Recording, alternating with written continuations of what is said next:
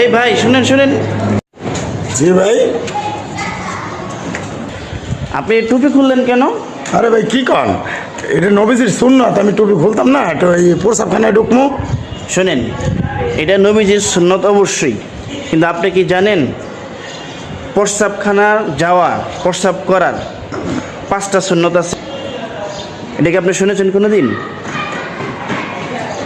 প্রসাব করা আবার কিসের সুন্নত? শোনেন ভাই, মুসলমানের প্রত্যেকটা কাজের মধ্যেই নবীজির সুন্নত আছে। নবীজির সুন্নত তরিকায় করলে নেকি হবে। প্রস্রাব করার মধ্যে অনেকগুলো সুন্নত আছে।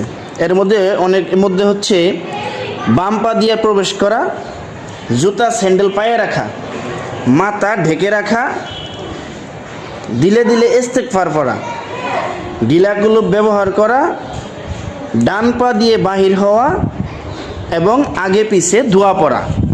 এগুলো হচ্ছে নবীজির সুন্নত।